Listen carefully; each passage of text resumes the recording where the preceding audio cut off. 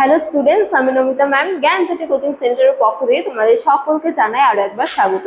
তো স্টুডেন্টস, আজকের ক্লাসে আমরা যে বিষয় নিয়ে আলোচনা করব তা হলো নব্যপ্রস্তর যুগের মূল ধারণা সম্পর্কে, বা বলা যায় যে নব্যপ্রস্তর যুগে মানুষের জীবনযাপন কেমন ছিল তা নিয়ে আজকের ক্লাসে আমরা বিস্তারিতভাবে আলোচনা করব।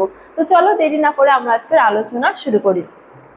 তো দেখো, নব্যপ্রস্তর যুগে কিন্তু বিভিন্ন দিক থেকে উন্নতি সাধিত হয়েছিল, বা বলা যায় যে এর আগের যে প্রাচীন প্রস্তর যুগ বা মধ্যপ্রস্তর যুগ তার চেয়ে নব্যপ্রস্তর যুগে মানুষেরা কিন্তু বিভিন্ন দিক থেকে উন্নতি ঘটাতে সক্ষম হয়েছিল। ঠিক আছে, যার জন্য দেখো বলা হয়েছে যে প্রখ্যাত প্রত্নতত্ত্ববিদ গর্ডন চাইল্ড, ঠিক আছে, গর্ডন চাইল্ড নব্যপ্রস্তর যুগের এই যে পরিবর্তন, বিভিন্ন দিক থেকে যে পরিবর্তন সাধিত হয়েছিল তার জন্য নব্যপ্রস্তর যুগকে নিওলিথিক রেভলিউশন বা বলা যায় যে নব্যপ্রস্তর যুগের বিপ্লব বলেও আখ্যায়িত করেছেন। তো আমি একটু আগে যেটা বললাম যে প্রাচীন প্রস্তর যুগে মানুষের যে জীবনযাত্রা, মধ্যপ্রস্তর যুগে মানুষের যে জীবনযাত্রা, তার যে নব্যপ্রস্তর যুগে মানুষের জীবনযাত্রা কিন্তু বিভিন্ন দিক থেকে ব্যাপক পরিবর্তন হয়েছিল। ঠিক আছে, যার জন্য বিখ্যাত প্রত্নতত্ত্ববিদ গর্ডন চাইল্ড, তোমাদের নামটা একটু মনে রাখতে হবে যে গর্ডন চাইল্ড এই যুগকে কি বলে আখ্যায়িত করেছেন? নব্যপ্রস্তর যুগের বিপ্লব বা নিওলিথিক রেভলিউশন বলে আখ্যায়িত করেছেন। তো এবারে আমরা আলোচনা করব যে কোন কোন দিক থেকে উন্নতি সাধিত হয়েছিল। ঠিক আছে, তো দেখো সর্বপ্রথম এবং গুরুত্বপূর্ণ যে দিক তা হলো খাদ্য সংগ্রাহক থেকে তারা কিন্তু খাদ্য উৎপাদকে পরিণত হয়ে যায়। এতদিন তারা প্রাচীন প্রস্তর যুগে এবং মধ্যপ্রস্তর যুগে কি করতো? খাদ্য সংগ্রহ করে বেড়াতো এক স্থান থেকে অন্য স্থানে।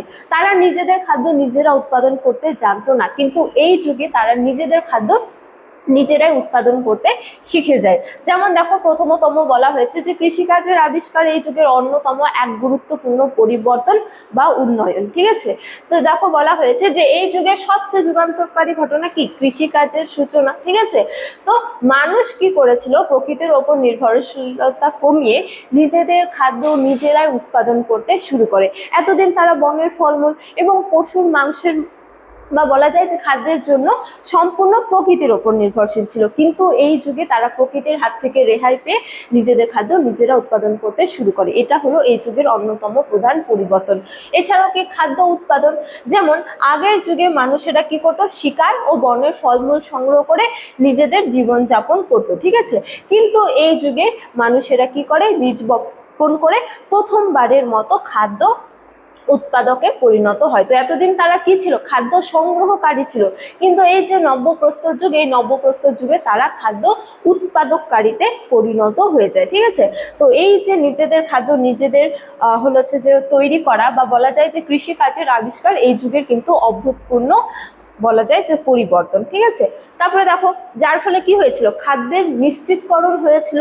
তো এতদিন তাদের খাদ্য কিন্তু নিশ্চিত ছিল না, তারা প্রকৃতির উপর নির্ভরশীল ছিল, কিন্তু কৃষির আবিষ্কার ফলে কি হয়ে যায়? খাদ্যের যে এই যে অনিশ্চয়তা তা কিন্তু দূর হয়ে যায় এবং উদ্বৃত্ত খাদ্য মজুত করার সুযোগও তৈরি হয়। ঠিক আছে, যে খাদ্য তারা গ্রহণ করতো তার থেকে যে খাদ্য বেঁচে থাকতো তারা কিন্তু উদ্বৃত্ত করতেও সক্ষম হয়। তো এই যে খাদ্যের আবিষ্কার বা বলা যায় যে কৃষিকাজের সূচনা এই যুগের অভূতপূর্ণ পরিবর্তন। ঠিক আছে, এবারে আমরা অন্যতম গুরুত্বপূর্ণ দিক তা হলো স্থায়ী বসবাস। ঠিক আছে, তা নিয়ে আলোচনা করব এবং কি পশুপালন। তো এই যুগের অন্যতম পরিবর্তন যে সাধিত হয়েছিল তা হলো তারা এতদিন যাযাবর জীবন যাপন করতো প্রাচীন প্রস্তর যুগ মধ্যপ্রস্তর যুগে, কিন্তু এই যে নব্যপ্রস্তর যুগ এখানে তারা স্থায়ীভাবে বসতি বা বসবাস গড়ে তুলতে সক্ষম হয়। যেমন দেখো বলা হয়েছে যে কৃষিকাজ শুরু হওয়ার ফলে মানুষের যাযাবর জীবনের কি হয়ে যায়? অবসান ঘটে। তো তারা যাযাবর জীবনযাপন কেন করতো? তারা প্রকৃতির ওপর নির্ভরশীল ছিল। এক স্থানের ফল মূল বা বলা যায় যে বনের ফলমূল শেষ হয়ে গেলে তারা আবার অন্য স্থানে চলে যেত। খাদ্যের তাগিদের জন্যই তারা যাযাবর জীবনযাপন করতো।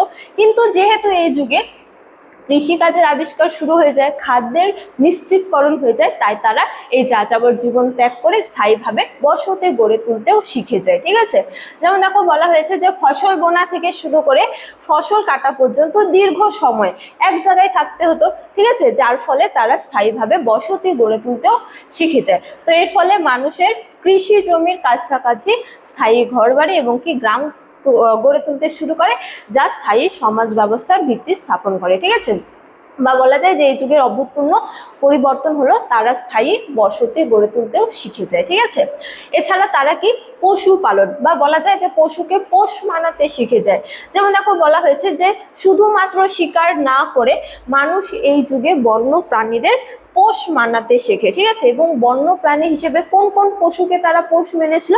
তারা মূলত কুকুর, গরু, ছাগল, ভেড়া প্রভৃতি পশুকে কি করেছিল? গৃহপালিত পশু বা পোষ মেনেছিল। ঠিক আছে, তো কোন কোন পশুকে পোষ মেনেছিল একটু মনে রাখবে, যে কুকুর, গরু, ছাগল, ভেড়া ইত্যাদি। ঠিক আছে, তো দেখো বলা হয়েছে যে এর ফলে মানুষের নিয়মিত যে মাংস এবং কি দুধের যোগান তাও নিশ্চিত হয়ে যায়। ঠিক আছে, এবং কৃষিকাজে পশুর সাহায্য নেওয়াও শুরু হয়। ঠিক আছে, তো কৃষিকাজে এই পশুদের দ্বারাও কিন্তু সাহায্য নেওয়া হতো। তো যার ফলে এই যুগের অন্যতম গুরুত্বপূর্ণ পরিবর্তন হলো কি পশুপালন করতে তারা শিখে যায়। ঠিক আছে, বা বলা যায় যে বন্য পশুকে পোষ মানাতে তারা শিখে যায়। এবারে অন্যতম পরিবর্তন হলো কি মৃৎশিল্পের আবিষ্কার। ঠিক আছে, তো তারা একাধিক মৃৎপাত্র বা বলা যায় যে মাটির পাত্র তৈরি করতে, যেমন দেখো বলা হয়েছে যে উদ্বৃত্ত শস্য সংরক্ষণ।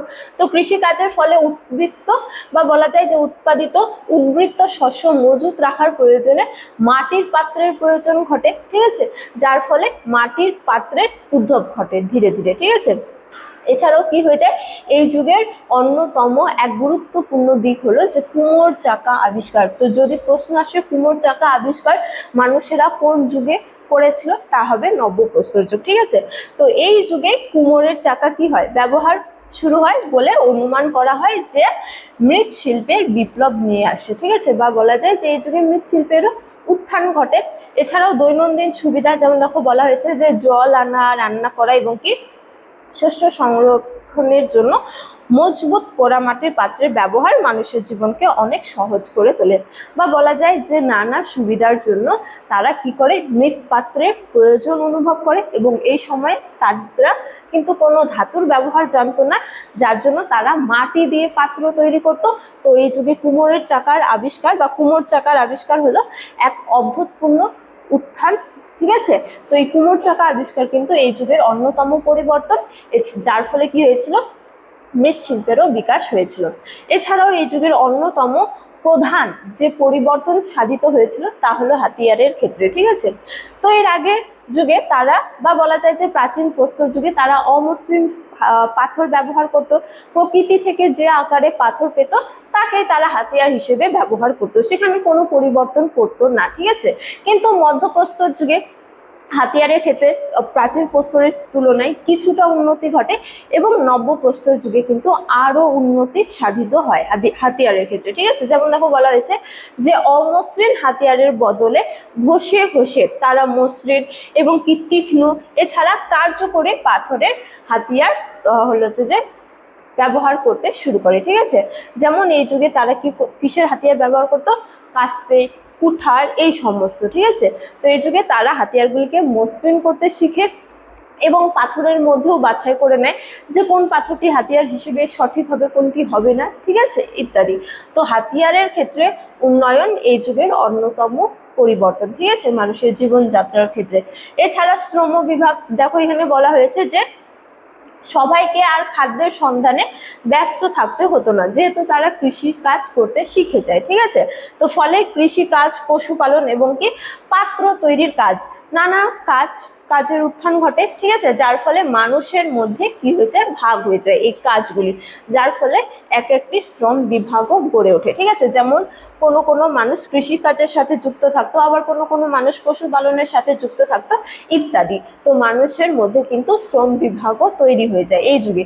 এছাড়া সম্পত্তি ও সমাজের ক্ষেত্রে বলা যায় এই যুগের অন্যতম গুরুত্বপূর্ণ ধারণা যে স্থায়ী বসতি এবং শ্রম বিভাগের হাত ধরে প্রাথমিক একটি সমাজ কাঠামো, ব্যক্তিগত সম্পত্তি এবং কি গ্রামীণ অর্থনীতিরও সূচনা ঘটে। ঠিক আছে, তো এগুলো হলো এই যুগের অভূতপূর্ণ পরিবর্তন বা বলা যায় যে এই যুগ সম্পর্কে কিছু ধারণা। ঠিক আছে, এছাড়াও আরো রয়েছে, যেমন দেখো নগর সভ্যতার ভিত্তি, এই যে নব্যপ্রস্তর যুগ তা কিন্তু নব্য বা বলা যায় যে নগর সভ্যতার ভিত্তিও স্থাপন করেছিল। যেমন দেখো বলা হয়েছে যে নব্যপ্রস্তর যুগ হলো প্রকৃতির ওপর সম্পূর্ণ নির্ভরশীল থাকার বদলে নিজের মেধা এবং পরিশ্রমে প্রকৃতিকে নিয়ন্ত্রণ করতে শেখার একটা ইতিহাস। ঠিক আছে, তো এতদিন তারা প্রকৃতির ওপর নির্ভরশীল ছিল, কিন্তু এই যুগে তারা প্রকৃতিকে নিয়ন্ত্রণ করতে শিখে। ঠিক আছে, তো এই যুগের কৃষি হোক, পশুপালন হোক, এছাড়া স্থায়ী গ্রাম্য জীবনের হোক না কেন, যে ভিত্তি বা বলা যায় যে ভিত তৈরি হয়েছিল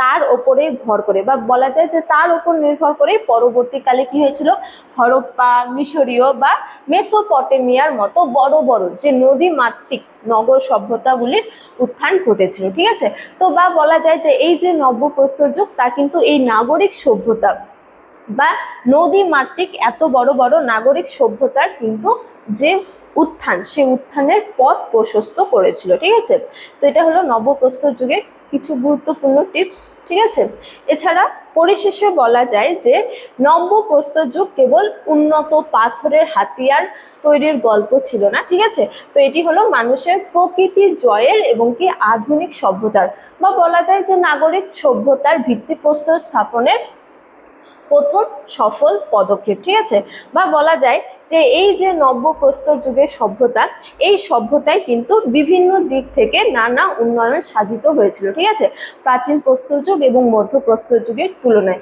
কৃষিক্ষেত্রে, পশুপালনের ক্ষেত্রে, মৃৎশিল্পের ক্ষেত্রে, স্থায়ী বসতির ক্ষেত্রে ইত্যাদি। তো স্টুডেন্টস, এই ছিল আজকের আলোচনার বিষয়। আজকের আলোচনার ক্লাস এতটাই। তোমাদের সাথে দেখা হবে পরবর্তী ক্লাসে। ততক্ষণ তোমরা সকলেই ভালো থাকো, সুস্থ থাকো। Thank you.